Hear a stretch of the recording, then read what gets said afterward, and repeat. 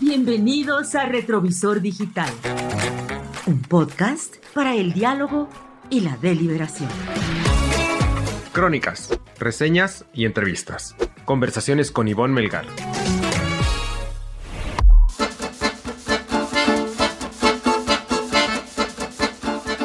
que hoy estamos discutiendo es el resultado de la amenaza a los opositores. Si hoy se atreven a amenazar, imagínense lo que pensarán hacer militarizando a México.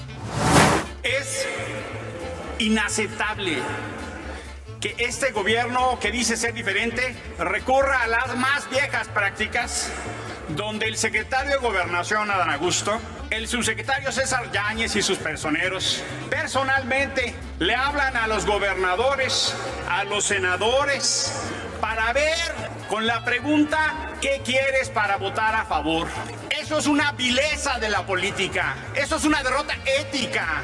Les hablan para ver qué quieres, en un intento de compra y de coacción y de amenaza. La mayoría no está de acuerdo con sus insultos. La mayoría no está de acuerdo con sus conjeturas falsas. Somos una fracción limpia y vamos a discutir hasta cuando sea necesario. ¡Que viva México!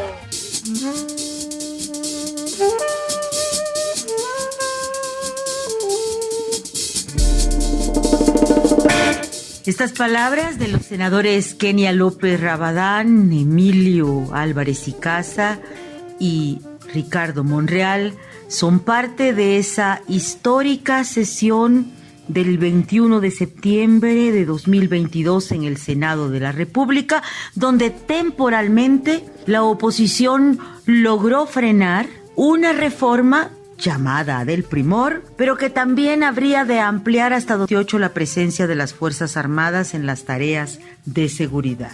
Más allá de eso, era una y es una iniciativa que busca descarrilar a la coalición opositora Va por México o Iba por México. ¿Qué pasó?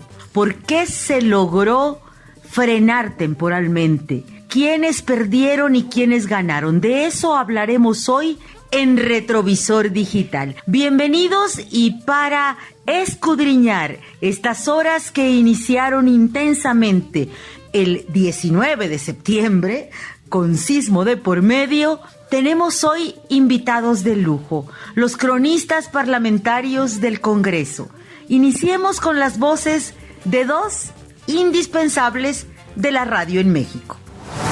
En consecuencia, se suspende la discusión del dictamen y se devuelve a las comisiones de puntos constitucionales y de estudios legislativos segunda para su elaboración. Honorable Asamblea.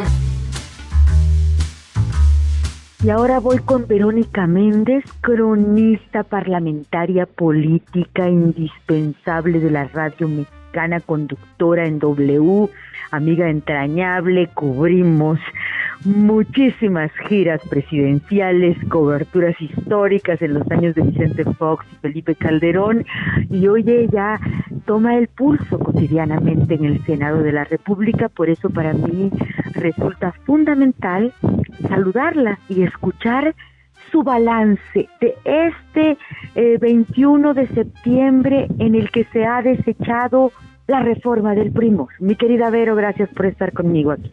Qué gusto, qué alegría saludarte, Ivonne Melgar, qué alegría me da que nos enlacemos y que seamos testigos y que seamos parte de esta historia en el Parlamento mexicano, tantos años cubriendo el Senado de la República, y ser testigo de este capítulo histórico para el Congreso de nuestro país, donde desde mi balance ha quedado demostrado hasta este momento que no todo está escrito con las mayorías, ¿eh? No todo está escrito con las mayorías, no por el hecho de que tengas una mayoría simple y que estés luchando por la mayoría calificada, las lleves de ganar, no. Hoy quedó demostrado desde mi perspectiva que las minorías sí pueden ser un contrapeso, que las minorías sí pueden contener y detener algunas decisiones del Poder Ejecutivo como ocurrió hoy con de reversa de la iniciativa constitucional para alargar la presencia de los militares en las calles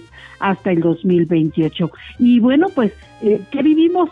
Que los votos que estaban amarrados en la noche se desamarraron para la mañana. Ay, ¿cómo se habrán desamarrado, Vero? ¿Tú cuál es tu hipótesis de esa pérdida de votos? Te lo voy a decir cómo, y estoy segura, mi perspectiva me lleva a pensar que los votos que ya estaban amarrados por la noche se desamarraron por la mañana a raíz de que el senador del PAN, Raúl Paz, con bombo y platillo, anuncia 24 horas antes de la votación que dejaba la bancada panista para asaltarle a la morenista. ¿Y sabes por qué pienso que varios de los que ya estaban listos para sumarse a Morena, para darle su voto, la pensaron? Por la exhibida pública que le dio la sociedad civil a Raúl Paz. El costo que tuvo esa decisión previno a los demás, pusieron sus barbas a remojar. Así es, porque la sociedad civil se encargó de poner lupa al Poder Legislativo en estas horas decisivas y cruciales, y entonces cuando se dan cuenta que Raúl Paz, no que se den cuenta, sino cuando se exhibe con bombo y platillo, porque hasta burda fue la situación, exhiben que Raúl Paz deja el PAN y ahora se dedica a alabar a López Obrador y se suma a la bancada morenista, entonces la sociedad civil, las redes sociales, los mismos grupos parlamentarios dijeron, ah, caray, esta quemadota no me la quiero llevar, esta quemadota yo no la quiero. Y entonces ahí fue cuando, desde mi perspectiva y de mi análisis, me lleva a pensar que ese punto fue el que empezó a desvanecer y a desamarrar los votos que ya estaban amarrados.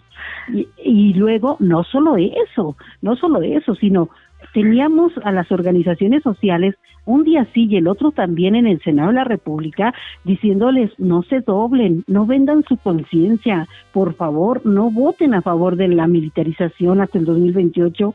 Y entonces cuando ocurre lo de Raúl Paz, pues sin duda que esa quemada, dijeron los otros, no la queremos. Y bueno, pues además de que la operación compra de votos, presiones, promesas, se desvaneció. Tengo otra perspectiva, querida Ivonne. Adelante, Vero, estoy feliz escuchándote. Que me lleva a pensar por qué no prosperaron las operaciones de gobernación, por qué no prosperó la misma operación de Ricardo Monreal para convencer a los opositores a que les dieran el voto. ¿Y sabes qué es? ¿Y sabes qué se llama? Cuéntame. Sucesión presidencial adelantada. Siempre lo he dicho, que desde que López Obrador dio prácticamente el banderazo de salida para que, órale, pues todos los que quieran vayan por la presidencia, por la candidatura, ya sus corcholatas favoritas, Sheinbaum, Ebrard, Adán, Monreal, que no es su favorito, pero que también se subió. Entonces, esta sucesión presidencial tan adelantada ha llevado a eso, a fracturar la bancada de Morena en la Cámara de Diputados, pero más en el Senado de la República, porque aquí tenemos a un aspirante presidencial. Claro. Y entonces, los coordinadores parlamentarios, cuando se sientan a negociar con Ricardo Monreal, o sea, ¿con quién estoy negociando? ¿Con el coordinador de Morena o con el aspirante presidencial? Claro. Y lo mismo ocurre con Adán Augusto. Hoy fue de muy mal gusto, o sea, fue un desatino irse a plantar a un hotel frente al Senado y empezar a llamar a los opositores y vengan a platicar. Eso fue un desatino. Pero entonces lo que pasa es lo mismo. Cuando se sientan con Adán Augusto a negociar, a cabildear, que tiene derecho de hacerlo, claro, es el representante del Poder Ejecutivo y el enlace, ¿no? Tiene derecho a hacerlo. Sí, digamos que es puede ser el cabildero del del Poder Ejecutivo, ¿no? Claro. Pero las formas también cuentan, ¿no, Vero? Claro. ¿Cómo te vas a sentar al hotel de enfrente del Senado y empiezas a llamar a los opositores, por favor? Eso por un lado. Y por el otro lado, ya cuando estás con el secretario de Gobernación dices, a ver, ¿con quién estoy cabildeando? ¿Con el aspirante presidencial o con el enlace del Poder Ejecutivo. Claro. Y además, ¿bajo qué términos, mi Vero? ¿Como políticos o me estás enseñando expedientes, me estás amenazando, me estás amagando? Que es un poco lo que en el debate de la tribuna filtraron los propios senadores. Claro, lo dijo Emilio Álvarez y Casa, lo dijo Germán Martínez. Candidaturas, dinero, ¿qué ofrecían? ¿Qué puestos públicos? Y entonces, ¿en qué calidad lo ofreces? ¿Como candidato presidencial o como enlace del Poder Ejecutivo? Yo creo que ahí está la derrota que ha tenido Morena en este día histórico, porque la bancada en el fondo pues está dividida. Ahí tienes a los que están con Marcelo Ebrard, como Malú Micher, o los que están con Claudia Sheinbaum, como César Cravioto, los que están con el mismo Monreal, el mismo Armenta, Eduardo Ramírez, los que están con Adán Augusto, su paisana y demás, porque están alineados con el presidente directamente. Entonces, ahí es donde creo yo que vino el origen de que se descarrilara la negociación, se descarrilara el cabildeo de altura terminó siendo un cabildeo barato, chafa, porque al final de cuentas, pues ¿con quién estabas negociando? Exacto. ¿Con un candidato presidencial o con un secretario de Gobernación, con un candidato presidencial o con un jefe de bancada como es Ricardo Monreal? Eso es a mí lo que me lleva a pensar los dos elementos que dieron al traste con esta aprobación que Morena sentía que ya la tenía, que era suya, pero la dejaron. Exacto. Finalmente me interesa mucho tu balance, opinión, perspectiva de cómo queda Monreal. Ricardo Monreal le dice, vamos a escuchar lo que le dice Germán Martínez. Claro, no, pues yo siento que es una derrota para Ricardo Monreal. Sin duda es una derrota para Monreal. Es que volvemos a lo mismo. El no haber juntado los votos, el no haber aprobado la iniciativa, que sí la presentó el PRI, pero pues todos sabemos que tiene nombre y apellido del inquilino de Palacio Nacional, ¿no? Entonces, esto se convierte pues en eso, en una derrota. Mira, quieres congraciarte conmigo y no me logras los votos, no alcanzas, mira, nada más. Entonces, esto parece un revés para Ricardo Monreal. Sin embargo, pues esto no se acaba hasta que se acaba, porque también en los partidos. Así es, porque también Germán Martínez le revela, lo pone en blanco y negro, lo deja registrado para el diario de los debates de la historia parlamentaria mexicana, que la oposición, estos febriles, le dijo, te queríamos en la mesa porque creemos en ti. Sí, ¿por qué nos insultas?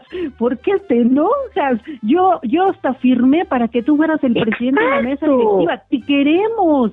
Nos llevamos a todo dar contigo. Y parece como un guiño cuando le plantea, ¿para qué seguir esperando que el presidente te quiera o quedar bien con el presidente? Claro. Si aquí nosotros te hacemos cierre de filas. Parecía un mensaje cifrado, ¿no, Vero? También. Sí, claro, el decirle, ya no busques caridad de amor de Palacio Nacional.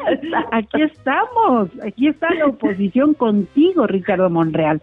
Pareciera ser un revés de bote pronto, pero analizándolo un poco más a fondo, pues es ese guiño de la oposición a Ricardo Monreal. ¿Qué sigue? ¿Tiene futuro la iniciativa que hoy por hoy se ha regresado a comisiones y que por las palabras con las que se pide regresar del propio Monreal, pues tendría que volver a la tribuna de una manera modificada y ajustada? Claro, así como está, evidentemente no va a pasar. Tendrían que meterle una cirugía, tendrían que entrarle a este dictamen que empezó a circular de manera extraoficial, de que bueno, pues podría ser que sí, pero que vengan a comparecer cada 6 meses los secretarios de la Defensa, de la Marina, de la Secretaría de Seguridad. Tendrían que empezar a meterle la cirugía, pero con lo que quiere la oposición, ¿no? Y entonces ahí pues se rompe ya el espíritu de esta reforma constitucional que quería el presidente López Obrador, así, sin cambios, sin moverle ni un punto ni una coma, establecer que hasta el 2028 la Guardia Nacional se mantuviera en las calles. Yo ya no le veo futuro, Ivonne. Yo ya no le veo futuro por la sucesión presidencial tan adelantada que hay en nuestro país. Y más aún, si ahorita no pudieron doblegarlos y están bajo la lupa de la opinión pública los opositores, va a ser todavía mucho más difícil que en los próximos días lo hagan. Muchísimas gracias, Verónica Méndez, por haber participado en este retrovisor digital, escudriñando las horas de este 21 de septiembre de 2022 en el Senado de la República. Qué gusto, gracias por considerarme, querida Ivonne, te mando un fuerte abrazo y un abrazo también para todo tu auditorio, para toda tu audiencia, y aquí estamos viviendo la historia parlamentaria en la Cámara Alta. Y vamos a seguirla contando. A la orden. Hasta luego, mi querida Vero. Estoy con Israel Aldave, una voz indispensable de Radio Fórmula, cronista del Senado de la República, que ha vivido pues las últimas batallas y derrotas de la oposición y también todas los grandes éxitos de Morena en esta legislatura, pero viene de atrás, así que conoce cuál es la dinámica en este escenario del Congreso mexicano, y lo saludo y le pregunto por qué fracasó lo que supuestamente ayer estaba listo, y cómo observas a la oposición, que se dobló o no se dobló, porque nos quedamos en la incertidumbre, no sabemos si iban a votar a favor o en contra, pero no se sometió a votación porque supuestamente no se lograron los votos requeridos para la mayoría. ¿Cómo los observaste? Mi querida Ivonne, fíjate que algo que me llama mucho la atención es lo endeble del llamado bloque de contención. Si bien, como tú muy bien lo señalas, no se llevó a cabo esta votación en donde supuestamente Morena ya tenía amarrados los 10 votos que le hacían falta, pues no se sabe a ciencia cierta qué fue lo que pasó. Para mí lo que pasó es que intervinieron muchas gentes cabildeando, no solamente el coordinador Ricardo Monreal, metieron las manos gobernadores e incluso embajadores, el propio secretario de Gobernación, metieron muchos las manos y pues le metieron miedo a todos los legisladores del llamado bloque de contención, de todos, PRI, PAN, PRD, Movimiento Ciudadano. Algo que me llama mucho la atención y por lo que te digo que es muy endeble este llamado bloque de contención, la única legisladora que faltó es la panista del estado de Veracruz, Indira Rosales, a pesar de que estaban, ellos no los encuartelaron como en el caso de los diputados, pero estaban comprometidos, ella incluso firmó este documento, pues hoy simple y sencillamente brilló por su ausencia. Lo comentábamos, en el caso del Partido Acción Nacional, si bien a lo mejor ellos sí están pues un poco más en la línea opositora, no lo veo tanto en el PRI. En el PRI yo creo que en esta un daño colateral de esta discusión es lo que sucede al interior de la bancada del Revolucionario Institucional, completamente dividida, 3 senadores que están con Osorio Chong y el resto con su dirigente nacional Alejandro Moreno. ¿Solo 3? Solo 3, es Miguel Ángel Osorio Chong, Claudia Ruiz Massieu y la legisladora también por el estado de Hidalgo, que fue funcionaria de la Secretaría.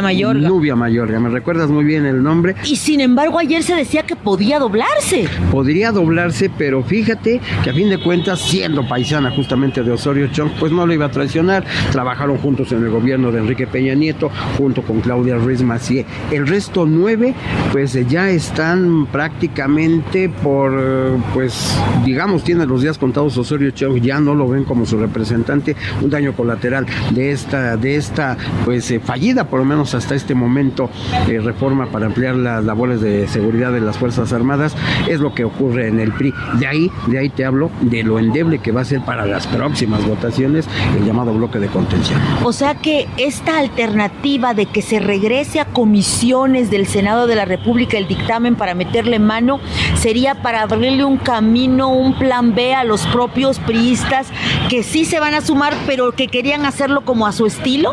Así es, como tú muy bien lo señalas, y vos lo describes perfectamente, le dan un nuevo aire a esta pues reforma para impulsarla en los próximos 10 días que tienen las comisiones para presentar el nuevo dictamen, y en esta ocasión sí, pues ya contar con por lo menos con estos 9 votos al interior de la bancada del PRI. O sea que para ti sí tiene futuro este dictamen, ya no el de Alito, pero sí modificado, ajustado, adaptado, pero sí habrá prolongación de presencia militar en medidas de seguridad gracias al PRI. Sí, por supuesto, va a haber esta prolongación sin ninguna duda, porque los pocos legisladores del PRI, que son justamente los estados donde pues también ha azotado el crimen organizado, también estuvieron trabajando y presionando a estos legisladores, aunque no son de sus estados. Sí, varios de ellos nos comentaron que recibieron llamadas de gobernadores pidiéndoles que necesitan la presencia de las Fuerzas Armadas, porque si no sus estados serían un verdadero caos. Incluso no solamente legisladores del PRI, sino del propio Morena, como el caso del propio Mario Zamora, que lo estuvo presionando su actual gobernador, el actual mandatario del estado de Sinaloa, Rubén Rocha. Pues así esa misma práctica se llevó a cabo con muchos legisladores del Revolucionario Institucional, y el caso pues es que sí tiene vida esta reforma, no está muerta aquí en el Senado. Ahora, se ausenta una senadora del PAN, Indira Rosales San Román de Veracruz, es decir, dice que su hijo está enfermo, que lo está cuidando, incluso se hablaba de que le iban a poner un avión para traerla. La cosa es que se ausentó, pese a que había firmado el comunicado donde dice que los 21 senadores del PAN cerraban filas. Al final, otra escena que me pareció increíble el día anterior a esta votación, y te observé ahí a ti preguntándole a Julen Rementería, el coordinador de Acción Nacional, qué había pasado, fue la cara de sorpresa del propio jefe del grupo blanquiazul en el Senado, que no sabía que se le iba a ir Raúl Paz Alonso y que se le va y se entera por un tuit de Mario Delgado. Así es, fíjate, Ivonne, que en el caso del Partido de Acción Nacional también llama mucho la atención esta situación que tú ya señalas.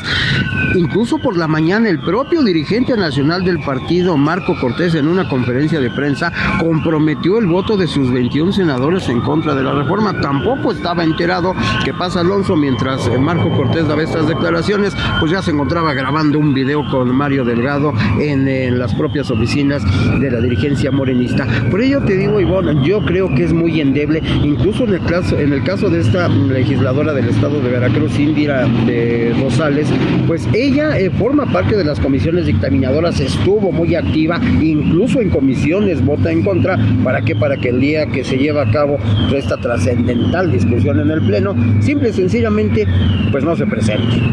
Israel Aldave, finalmente, el peso de Movimiento Ciudadano, que también sabemos que estuvieron presionando a algunos de sus integrantes, pero finalmente ahí la voz de Dante Delgado quizás los acuerpa y los anima a no doblarse. ¿Qué tan importante es? Y te vi conversando mucho con Germán Martínez, que también al parecer se convirtió en un personaje clave en este cabildeo. Él fue muy tajante en defender el no a la militarización. ¿Qué peso tendrían, aun cuando son minoritarios, Grupo Plural y Movimiento Ciudadano para lo que resta del sexenio en este tipo de votaciones? Fíjate, Ivonne, que justamente recae en los hombros de estos dos grupos parlamentarios todo el peso de la oposición ante la división del Revolucionario Institucional. Los pocos integrantes del PRD, ellos son 3, y también pues esta manera en cómo se mueven los panistas. En el caso de Raúl Paz, tú no sabes con qué te van a salir, son impredecibles. Yo creo que en el caso de Movimiento Ciudadano, tanto con Clemente Castañeda como con el propio Dante Delgado, y en el caso del Grupo Plural con Germán Martínez, yo creo que recae en ellos todo el peso de este llamado bloque de contención. Son los que liderean ante las ausencias muy marcadas. En el caso de Osorio Chong, hay ocasiones en las que pues no viene a trabajar. El día de ayer fue un caso concreto, en plena negociación, en plena discusión, en plenos amarres, Osorio Chong no se presenta a trabajar. Los que sí, ellos son tanto Dante Delgado como Germán Martínez, para mí son los que verdaderamente mantienen a este bloque de contención. Muchísimas gracias, Israel Aldave, por participar en Retrovisor Digital. A tus órdenes, como siempre, mi querida y admirada Ivonne. Gracias por estar aquí. Con claridad y contundencia lo decimos, el día de hoy muere el intento de este gobierno de militarizar la seguridad pública en este país. Hoy aquí vamos a votar y hoy aquí lo vamos a rechazar. ¿Qué es lo que está pasando el día de hoy y por qué quieren posponer el debate? Porque no tienen los votos. porque no les alcanzó todo el dinero del mundo para romper a la gente. Si tienen de verdad la voluntad de construir, demuéstrenlo. A pesar de todo lo que hicieron, el secretario de Gobernación, el secretario de Defensa, el secretario de Marina, no lograron su propósito. No permitamos que el presidente de la República trate como coleador al Poder Legislativo. Estas son voces ahora indispensables para la oposición en México y para el Congreso. La voz de Xóchitl Gálvez, de Damián Cepeda, ambos del PAN, pero también de Dante Delgado, dirigente de Movimiento Ciudadano, y de algunos priistas, de aquellos que aún se resisten a ser parte del primor, la suma de lo que queda del PRI con Morena. ¿Continuará Alejandro Moreno siendo parte de la coalición?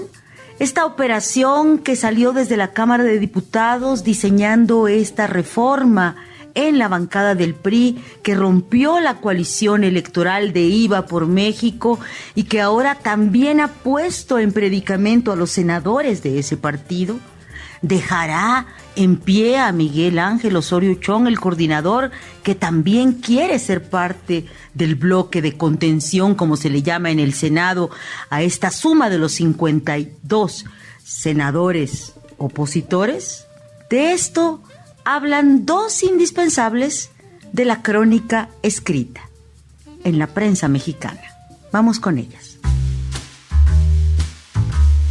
Karina Aguilar Vega, reportera, una integrante de la cobertura cotidiana de las actividades del Senado de la República, y a ella le pregunto ahora, ¿qué es lo más significativo de la histórica jornada que hoy ha vivido este pleno del Congreso? Hola Ivonne, muy buenas tardes a todos, un saludo para todos, muchas gracias por esta oportunidad. Al contrario, feliz de tenerte.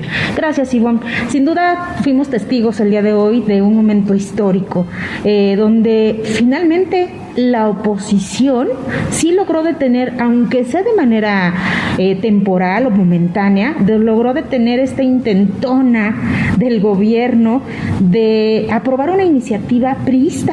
O sea, el gobierno morenista cabildeando la iniciativa de los diputados federales del PRI que prorroga la permanencia de las Fuerzas Armadas hasta 2028 haciendo labores de seguridad pública en las calles. Creo que la operación de gobernación, y hoy en el pleno nos enteramos por Dante Delgado que también los secretarios de la Defensa y de Marina, pues no se logró, no lograron convencer a la oposición, les molestó mucho a los senadores, incluso a los propios priistas, todo lo que se estaba realizando, que incluso todas las presiones que les estaban generando, incluso desde España, ¿no? Con el gobernador, exgobernador de Sinaloa y actual embajador de México en España, Quirino Ordaz, que bueno, eso creo que fue lo que motivó a Mario Zamora a ya no votar a favor de esta iniciativa.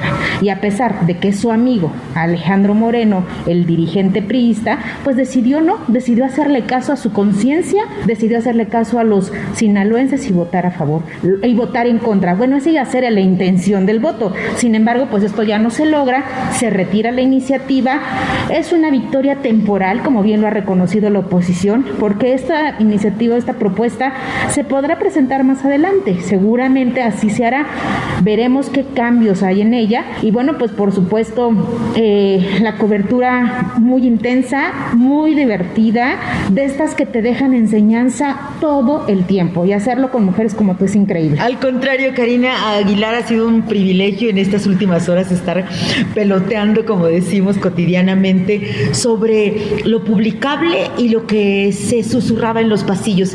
Y en esos dos planos de reporteo, que es en el que finalmente nos movemos, cuéntanos un poco, por un lado, ¿qué es lo que evidentemente te parece más destacable como cronista parlamentaria de lo que hoy vivimos en la sesión, por un lado, y después nos platicas qué es lo destacable, de la historia tras bambalinas, esa que pudiste perseguir con las conversaciones fuera de grabadora con los senadores? Lo destacable para mí ha sido que no se le dio todo el poder a Alejandro Moreno, que la oposición sí se la cobró y no se lo dio, que lo rechazaron su propuesta. Su propuesta de la impunidad le llaman, porque la había negociado con Gobernación, la había negociado con el gobierno de Morena y no se logró. Lo rescatable para mí del oficial es que la operación de Estado simplemente falló. No lograron doblegar a la oposición. Eso es el mensaje que de fondo a mí me deja esta discusión. Un virtual triunfo de Ricardo Monreal al decir: en el Senado mando yo. Es muy importante eso. Aquí no pudieron las presiones de los secretarios de Estado que mandó seguramente el presidente. ¿Quién más? Los secretarios no dan una declaración ni un paso sin consultar en Palacio Nacional. Pero pues no, se equivocó. Y no lograron meterse, ni siquiera con los propios morenistas, que también estaban muy molestos por las presiones que estaban recibiendo desde Bucareli. Y no necesariamente, Ivonne, del propio secretario. Karina Aguilar, reportera del periódico 24 Horas, indispensable cronista parlamentaria del Congreso mexicano. Estabas tú mencionando el papel clave del senador del PRI por Sinaloa, Mario Zamora, subrayando cómo su voto habría sido clave. Finalmente no se dio, pero quedó en el clima de incertidumbre y sospechosismo, diría Santiago Krill. Pero hubo un detalle relevante. Nuestra querida Leti Robles sube un tuit con una fotografía de Adán Augusto, el secretario de Gobernación, saliendo del Hotel Emporio, donde habría platicado con un legislador cuyos zapatos tú identificaste porque habías platicado antes con Mario Zamora. Él mismo dice: sí, son mis zapatos, ¿no? Justo así fue. ¿Consideras que fue determinante este personaje? ¿Por qué? Mira, sí, creo que Mario Zamora sintió la presión social, y muy fuerte. Yo lo vi en la mañana llegar a las oficinas del Instituto Belisario Domínguez. Se reunió con Beatriz Paredes, senadora de su partido. Llegó pálido. El senador Mario Zamora siempre está chapeadito, o sea, siempre está con color. Llegó corriendo, se le notaba agitado y pálido. Lo intenté entrevistar, no pude en ese momento. Entonces ahí me fijé en los zapatos, porque como tú sabes, las puertas del Senado de cristal están biseladas y solamente si te agachas mucho puedes ver si vienen o no, porque se están biseladas. Cuando yo me agacho veo los zapatos de Mario Zamora y ahí es donde me doy cuenta que son él. Trae tenis. Ya después nos explicó que siempre trae tenis porque tiene un problema de cervicales, pero bueno, ese es otro tema. Pero como cuenta, como detalle para haberlo identificado, sí, que era el interlocutor del secretario de Gobernación, Adán Augusto López Hernández, en el café de enfrente del Senado. Cuando sale de la reunión del Instituto Belisario Domínguez, a las oficinas que tiene aquí en el Senado, y que estaba también con Beatriz Paredes, cuando sale logro platicar con él y le pregunto si sí está aguantando las presiones, y él dijo: a mí desde España nadie me presiona. Y le pregunto: ¿y desde Bucareli? Y me responde: yo ya decidí mi voto, será claro y será público, y no acepto las presiones de nadie. Así de contundente fue. Al término de la sesión, cuando finalmente todo no esperábamos este final, esperábamos un final de fotografía. Definitivamente. Donde iba a haber muy pocos votos de diferencia a favor o en contra. Pero este final de que retiraban la minuta o el dictamen, eso no lo esperábamos. Entonces, al final de la sesión, platico con Mario Zamora y le pregunto: cuéntenos, ¿qué platicaron junto con Leti Robles, por supuesto, acompañándonos en esta cobertura increíble y siendo nuestra maestra? Por supuesto. Ella le preguntamos qué platicó con el secretario de Gobernación. No, yo no me reuní con él, me lo encontré casual. Nos saludamos y incluso me dijo que hizo un comentario de mis tenis. Esos tenis fueron icónicos de la sesión. Icónicos del día. Esos tenis fueron los que anduvieron rodando por todas las redes. Pero bueno, que incluso le dijo: qué bonitos tenis traes, el secretario de Gobernación a Mario Zamora, y que Mario Zamora le tuvo que explicar: es que tengo una lesión. el secretario de Gobernación le preguntó con qué médico se estaba atendiendo y le responde Mario Zamora con uno en Sinaloa. No, yo te voy a recomendar uno aquí en la Ciudad de México porque yo también tengo problemas de columna, le responde el secretario de Gobernación. Interesantísimo. Entonces, esa es la plática que él nos da. Que él reseña que eso fue el contenido del encuentro. Y que nunca tuvo una presión del secretario de Gobernación directamente hacia él. Que nunca le mencionó un voto a favor, absolutamente nada. Incluso Mario Zamora hace en esta entrevista un reconocimiento a su dirigente nacional, a quien califica como mi amigo Alejandro Moreno, y dice: yo quiero reconocer que Alejandro Moreno no se metió en los votos del Senado, que va a respetar el sentido del voto de cada legislador. Entonces, él, amigo de Alejandro Moreno, integrante incluso del CEN priista, Mario Zamora, rechazó el dar el voto a favor de la propuesta priista. Y reconoció también en esta misma entrevista que sí, en algún momento pensó en votar a favor. Muchísimas gracias, Karina Aguilar, por esta historia tras bambalinas de los zapatos del senador, que parece ser que no les dio el voto y que nos permitió este desenlace que estamos hoy reseñando. Habrá que tener más observación en todos los zapatos de todos para saber quién ha estado con quién. Siempre cuentan los detalles. El diablo está en los detalles. Así es, Ivonne. Muchas gracias, Karina. Gracias a ti, qué gusto estar compartiendo contigo. Al contrario, sigamos.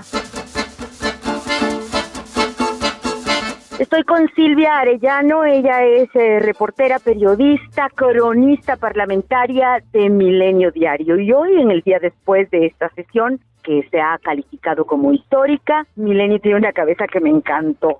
Les faltaron 3 votos. Cuéntanos cuáles fueron y qué pasó y por qué se cayó el acuerdo, Silvia, querida. Hola, Ivonne, pues muchas gracias por esta oportunidad. Y pues, al contrario. Sí, gracias. Después pues de esta sesión que fue verdaderamente pues diferente a lo que se tenía pensado, ¿no? Como se venía programando, pues de acuerdo pues a estos días que hemos seguido este tema de las Fuerzas Armadas, pues estuvimos ahí indagando al final de esta sesión, que al final pues terminó de un momento para otro, ¿no? Cuando ya pues podemos ver que no iba a avanzar pues esta discusión, esta votación, y bueno, lo que pudimos indagar precisamente fue eso, que faltaban 3 votos, de hecho, desde un día antes.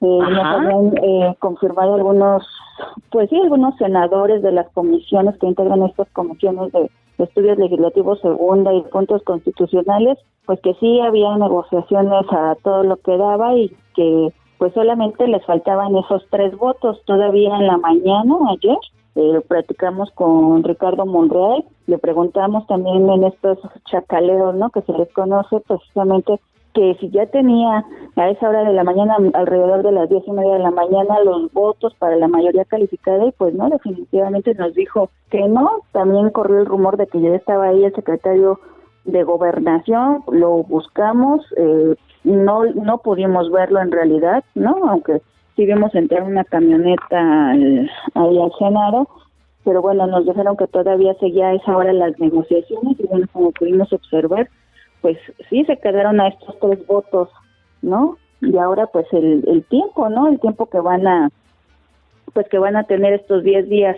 para ver si se pueden convencer o modificar, ¿no? Dice incluso Ricardo Monreal, poder modificar este documento. De acuerdo con tu reporteo, querida Silvia Arellano, ¿estos 3 votos en algún momento fueron dados y se arrepintieron sus propietarios de darlos, o nunca se lograron? Porque hubo el martes 20 versiones desde el Partido Verde, desde el PP, desde incluso Morena, de que ya los tenían, y no sé si solo blofeaban. ¿Tú qué sabes? Lo que yo sé es que no se lograron en ningún momento, que siempre les estuvieron faltando. Incluso si recuerdas, se hablaba también que había 4 senadores de Morena que no iban a apoyar la propuesta. Todavía ayer me dijeron que sí se logró convencer a 2 de las senadoras, Fabián Capiña, que incluso ella pues sí admitió por ahí en algunas entrevistas sí, que ella pues sí estaba dudosa, ¿no?, de su voto, y que bueno, al final pues dijo que ella estaba con el proyecto del presidente López Obrador y que por eso pues iba a apoyar al final la propuesta. Y también de la senadora Nestora Salgado, ella es de Guerrero, recordemos que es de las autodefensas, fue líder de autodefensa. Efectivamente. Y bueno, al final pues también se le logró convencer, ¿no? Entonces pues ya... Pero quedaron dos rejegas entonces. Sí, lo que nosotros tenemos conocimiento, porque así nos informaron nuestras fuentes, fue que la senadora Griselda Valencia fue una de Colima, ellas, ¿no? De Colima. Y la senadora de Campeche, Cecilia Sánchez. Ella tampoco. Hasta donde tenemos conocimiento tampoco. Y tampoco fijaron como una postura, ¿no?, firme en la parte de, pues sobre todo de los últimos días que se dio la discusión. Querida Silvia, tú que tienes pues la oportunidad de haber también cubierto Presidencia de la República y que conoces el contraste de lo que es el manejo del Parlamento mexicano, donde no solo manda un solo hombre, sino que hay pues combinaciones de liderazgos, negociaciones, acuerdos, filias, fobias, incluso más allá de los partidos. ¿Dónde verías hoy el tablero de los personajes claves? Si tendrías que mencionar a 5, ¿con quién te quedarías para contar la historia de estas últimas horas en el Senado mexicano? ¿De quién me hablarías y por qué? Yo creo que de los senadores, personajes claves en esta discusión fue la senadora Claudia Ruiz. Del PRI. Sí fue del PRI, que sí fue contundente, ¿no?, en su postura desde hace una semana más o menos, una o 2 semanas que se presentó la propuesta.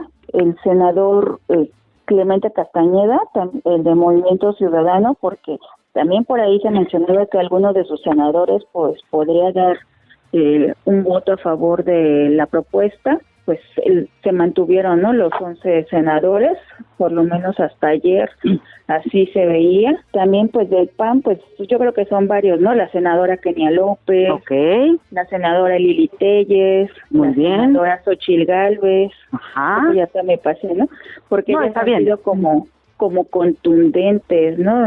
Exacto, no, porque en estas horas de definición se requiere contundencia. Por algo el presidente solo menciona a la mitad de los integrantes del bloque de contención como adversarios del día de hoy.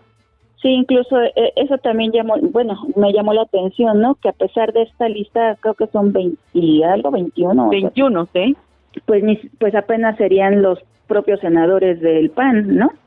Sí, algunos de MC y menciona algunos del PRI y del bloque y del Grupo Plural, pero menciona solo a la mitad, 21. Exactamente, ¿no? Y además como personajes claves, el ex jefe de gobierno, el ex secretario de Gobernación, ¿no?, la ex canciller y bueno, la forma en que los presentan, ¿no? No como senadores, sino como lo que fueron en algún momento. Y como queriendo quizás todavía jalar a los otros 21, ¿no? Sí, exactamente. Como seguidora del comportamiento del Senado en este sexenio, ¿qué evaluación tienes finalmente, mi querida Silvia Arellano, del peso que hoy juega Movimiento Ciudadano y el Grupo Plural? Yo creo que ha sido importante, sobre todo más que de Movimiento Ciudadano, porque hemos visto que a veces pues también no ha llegado a votar incluso con Morena o algunos de sus senadores. Yo creo que el Grupo Plural ha sido un buen un buen grupo para la oposición, para este llamado bloque de contención, porque por lo menos estos 5 votos, aunque ya por ahí se menciona que una senadora va a salir, pero hasta ahorita esos 5 votos han sido también claves para sumar, ¿no?, a este bloque de contrapeso ahí en el Senado con Morena y los aliados políticos. ¿Tu pronóstico, mi querida Silvia, de los próximos 10 días?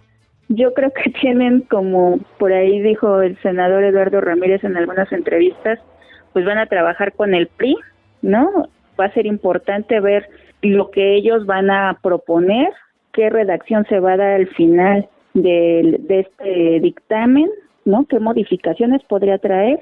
Se decía también que pues el propio PRI o algunos senadores del PRI pues son los que van a hacer las propuestas y pues Morena va a tener que acceder si quiere pues los votos que le hacen falta, en este caso por lo menos lo que en Milenio nosotros tenemos, otros 3 votos, ¿no? O sea que hay futuro, pero no va a ser el dictamen desechado. Sí, yo creo que puede haber modificaciones todavía, aunque bueno, el presidente dijo que él quiere su proyecto, ¿no? Tal cual, pero yo creo que pues si Morena va a querer los votos, o va a apretar muchas tuercas, o pues va a tener que acceder a estos cambios, ¿no? Perfecto, muchísimas gracias, mi querida Silvia Arellano, por participar en este retrovisor digital. Muchas gracias a ti, Ivonne. Abrazos y seguimos pendientes. Están demasiado intensos, están demasiado febriles, animados, por no decir otra cosa. La mayoría no está de acuerdo con sus conjeturas falsas. Gracias, senador Monreal. Usted no solo tiene mi respeto, sino hasta mi firma y mi nombre para que usted ocupara la presidencia de la mesa directiva. Y todos los febriles, a los que hoy le llama febriles, también pusimos su nombre en lugar del de Armenta. ¿Qué diferencia hay entre la propuesta que está haciendo usted de extender el mandato, incluso extender la discusión, incluso extender el plazo, para ver cuántos más agarra a Dan Augusto y a ver si le quita la candidatura a usted y le da un codazo a Claudia Sheinbaum y se baja a Ebrard y se lucen con el presidente? En lo personal estoy convencida de que más que ampliar la presencia de las Fuerzas Armadas en las actividades de seguridad pública, el propósito del presidente de la República es romper a la oposición, dividirla, ponerla en conflicto, evidenciar sus debilidades, que son ese uso faccioso desde Palacio Nacional de lo que se considera corrupción, a modo, a conveniencia. Y es en esa ruta en la que debemos leer el saldo de las últimas horas en el Senado de la República. ¿Ganó o perdió Ricardo Monreal frente a la operación fallida del secretario de Gobernación, Adán Augusto López Hernández? ¿Persistirá la oposición de la coalición que iba por México? ¿O habrá logrado involuntariamente el presidente de la República la depuración de una oposición sometida siempre a sus presiones? Vamos ahora con las reflexiones de una indispensable en el debate legislativo, en la crónica parlamentaria de México, pero también en las redes sociales. Y para cerrar con broche de oro este retrovisor digital, tengo la oportunidad, el privilegio de conversar con mi queridísima y admirada Leticia Robles, un personaje indispensable ya de la crónica parlamentaria, de la vida política del Senado. Es muy importante seguirla, no solo en redes, sino también en su registro cotidiano en Excelsior, como reportera y como columnista. Leti Robles, gracias por aceptar esta conversación en el día después de la jornada que frenó por lo pronto la reforma del primor. Gracias, Ivonne. Ya sabes que también para mí es un gran privilegio hablar contigo. Siempre disfruto mucho mis conversaciones contigo. Te admiro mucho, lo sabes, desde hace muchísimos años, desde que coincidimos en la fuente universitaria, luego en la presidencia de la República y ahora en el Poder Legislativo. Ivonne, es un placer para mí y vamos a arrancar con pues esta conversación en torno a este momento histórico. Yo insisto en hablarle y llamarlo histórico de lo ocurrido el miércoles en el Pleno del Senado de la República, porque no es común que una reforma constitucional llegue a pleno, o se abra el proceso para ella y al final la carencia de votos que no se pudo certificar porque no se votó, lleven a retirarla del orden del día. Muy importante lo que está señalando Leti Robles, es decir, no es usual, no es común que llegue un dictamen de reforma constitucional y a la mitad del camino se diga desde la voz del líder de la mayoría que mejor se regresa a comisiones. Eso a ti en 16 años de historia de cubrir el Congreso mexicano, ¿te había tocado? Jamás, Ivonne, pero no solo eso. Ayer hablaba con gente que tiene muchos años en el Senado de la República, muchos. Te estoy hablando de gente que es parte del Senado y de estas tras bambalinas literalmente que existen atrás de la mesa directiva, que están desde la época de Luis Echeverría, imagínate nada más. Y ellos me comentaban, yo jamás había visto que llegara una reforma constitucional al Pleno, abriera su discusión y luego pues regresa a comisiones. Nunca. Sí se ha visto mucho esto en reformas secundarias, leyes. Claro. No abren el proceso legislativo, sino hagan de cuenta que dicen el próximo dictamen es el de vamos a regular a las canicas, ¿no? Pero a petición de las presidencias de las comisiones se retira el dictamen, se regresa a comisión y sigue el otro tema, ¿no? Entonces, ¿eso sí ha pasado? Claro que ha pasado, pero siempre con leyes, no en una reforma constitucional. Entonces, no podría yo tener los elementos de qué ha pasado antes del gobierno de Luis Echeverría, pero al menos la gente que está desde Luis Echeverría hasta acá me dice que ellos nunca habían visto algo así. Qué cosa, y yo quiero compartir con quienes nos puedan hacer el favor de escuchar este retrovisor digital unas imágenes que pues tenemos que describirlas porque no tenemos imagen en este podcast, pero quiero contarles que me tocó atestiguar cómo Leticia Robles era llamada, buscada, literalmente no daré nombres, por varios senadores en las últimas horas que le confiaban el martes 20 en la noche, el miércoles mismo, le confiaban qué había entre telones, qué estaba sucediendo tras bambalinas, y sin que nos quemes a tus fuentes, porque las fuentes son sagradas, mi querida Leti, sí quisiera que nos compartas por qué crees tú que se cayó los votos, se cayó la votación que en algún momento parecía ser que la había logrado el secretario de Gobernación y la propia bancada de Morena. Por excesos, Ivonne, ya efectivamente tenían una promesa de apoyo, pero en función y en condicionamiento de otras cosas. Por ejemplo, aquellos del PRI que dijeron, sí, solo sí, tú apoyas mi propuesta alternativa para ir a fondo.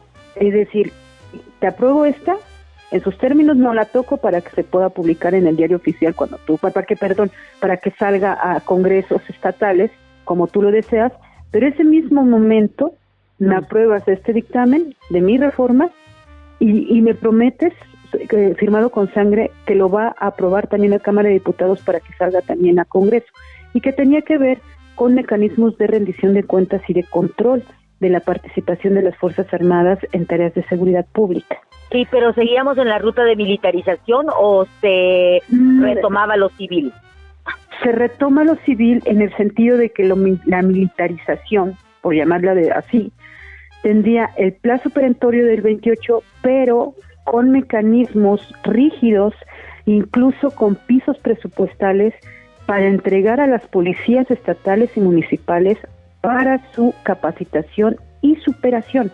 Porque lo que ha ocurrido aquí, este plazo de 24, fue justamente para que fortalecieran a la Guardia Nacional y se fortalecieran las policías estatales y municipales. Okay. Pero no se hizo, se les quitó el dinero. Entonces, por eso hoy los senadores dicen, ¿para qué quieres el 28 si no estás atendiendo la seguridad civil? Entonces necesito ponerte candados, cadenas, para que cumplas con tu deber. Okay. Y a eso se refería, o sea, sí al uso a la facultad que tiene el presidente de convocar a las Fuerzas Armadas para que le ayuden en tareas de seguridad pública, sí, pero con controles, donde incluso la Comisión Interamericana de Derechos Humanos tuviera injerencia en la revisión de los informes de la actividad militar. Que eso sería maravilloso, ¿no? Que eso sería un precedente internacional de que nos sometemos a la convencionalidad pues máxima de la protección de los derechos humanos. E incluso, Ivonne, es muy bueno para la imagen del ejército, porque el ejército mexicano sería el primer grupo de milicia que está abierto a demostrarle a la población y al mundo que no es un violador de derechos humanos. Por supuesto. Que es una guardia militar, un cuerpo militar consciente de su papel como garante de la seguridad nacional, utilizado para la seguridad pública, pero con respeto absoluto a los derechos civiles. Claro. Entonces, esta reforma del PRI, realmente quienes la conocemos, es una joya, una pero verdadera entonces joya. el exceso, ¿cuál fue? Y retomo, entonces, esa era la dinámica de los priistas que habían dicho, bueno, sí, había otros priistas que dijeron siempre no, no, no, y había un grupo muy chiquitito de priistas que dijeron, yo sí, aunque haya sido como haya sido, yo te apoyaré. Bueno, entonces, ¿cuál fue el exceso? El exceso es que en ese grupo de senadores que dijeron sí y solo sí apoyas esto, a pesar de que ya les habían dado su palabra de que sí, yo voy contigo, les mandaron presión extra.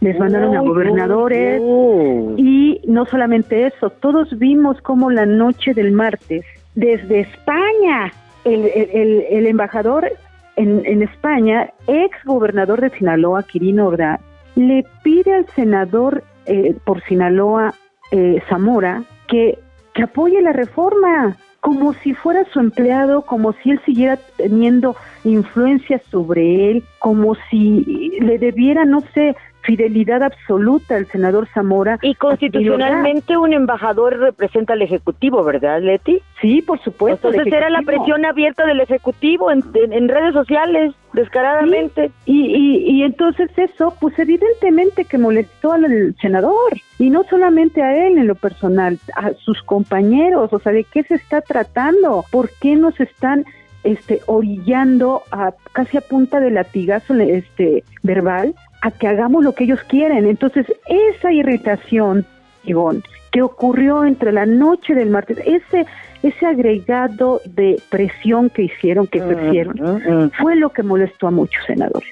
Y entonces dijeron, no, ¿sabes qué? Así no va, porque en términos estrictos no soy tu empleado, estoy aquí porque me eligió la población. Claro. Eso, Ivonne, provocó que la noche del martes el oficialismo se va a dormir con la tranquilidad de ya tengo todos los votos, pero el miércoles en la mañana amanece con la noticia de que ya no tengo todos los votos, porque se enojaron. Y eso provocó que el secretario de Gobernación pues se fuera a instalar a un hotel. Fíjate, Ivonne, el martes estuvo operando ahí dentro del Senado, instaló su oficina en el Senado, el secretario de Gobernación. Y el miércoles lo hizo en el hotel y después del hotel se fue otra vez al Senado. Pero ahí ya no llegaron más senadores. Estuvo entonces en el Senado el miércoles 21 de septiembre, el secretario de Gobernación. Y también estuvo el 20. Ahora bien, quiero, aprovechando que es el cierre de nuestro podcast y que ya tuvimos una primera reacción del presidente de la República, tu balance de ¿cómo le fue a los operadores?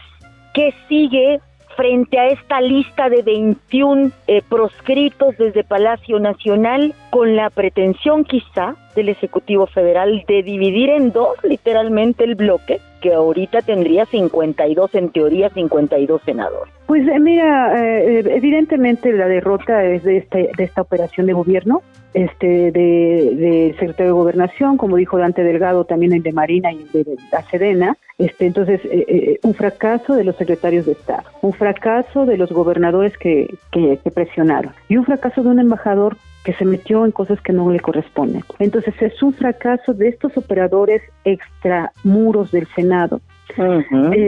Y evidentemente pues es una derrota al oficialismo, y es evidente que el mensaje del mandatario federal de esta mañana pues muestra su molestia profunda, al grado que bueno, pues ya dejó claro que esta iniciativa pues no fue de Yolanda de la Torre, ni tampoco nació del compromiso del PRI de Alejandro Moreno con los ciudadanos, y que la seguridad, y Moreira diciendo no inventen historias. No, hoy el presidente de la República dejó claro que es su iniciativa, y de esa forma pues ya cerró ese broche de dudas y se convirtieron en certeza de que el primor está en la Cámara de Diputados, que ahí hay un acuerdo, y que en el Senado no.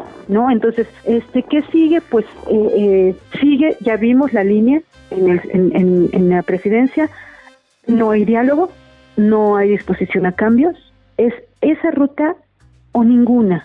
Y si no se la aprueban, la volverá a presentar, y si no se la aprueban, la volverá a presentar, y la volverá a presentar las veces que sean necesarias hasta que venza la resistencia de los senadores. ¿Qué implica eso? Pues que vamos a estar viendo que a los senadores los van a traer a punta de presiones constantes, que no podrán resbalarse en la calle porque los van a exhibir, que nadie de su familia podrá respirar más fuerte de lo que debe de respirar porque puedan acosarlos. Entonces, eso es lo que estamos viendo y me gustaría decirte algo, Ivonne. En 1913, este país vivió un momento muy difícil de un presidente que derrocó a otros presidentes, a Madero, que se asumió el poder del país y que combatió al poder legislativo. Un combate que generó la muerte, el asesinato de un legislador que es ícono, que es el mártir de lo que debe ser el poder legislativo, don Belisario Domínguez. Así es. A quien asesinaron el 7 de octubre de 1913. Qué curioso que en el año 2022 hay una nueva ondanada de ataques fuertes con nombres y apellidos hacia legisladores, también hacia senadores. Y a mí me parece que esos 21 senadores que aparecen en esa lista son unos dignos herederos de la mística de Belisario Domínguez. Y desafortunadamente el oficialismo pareciera que quiere ser heredero de ese Victoriano Huerta, que no toleraba que los legisladores pensaran distinto y que mandó a cerrar el Senado y que mandó a cerrar la Cámara de Diputados y que mandó a matar a un senador. Entonces, estamos viviendo cosas que son riesgosas, Ivonne, que la historia nos está recordando que ahí está y que ojalá haya reflexión, ojalá, pero me parece que en el balance histórico es mucho mejor parecerse más a don Belisario que a don Victoriano. Estremecedor tu conclusión, tu paralelismo. Gracias por estar en Retrovisor Digital y vamos a continuar dialogando en este espacio con nuestra querida y admirada Leticia Robles de la Rosa. Gracias, mi querida Leti. Gracias a ti, Ivonne.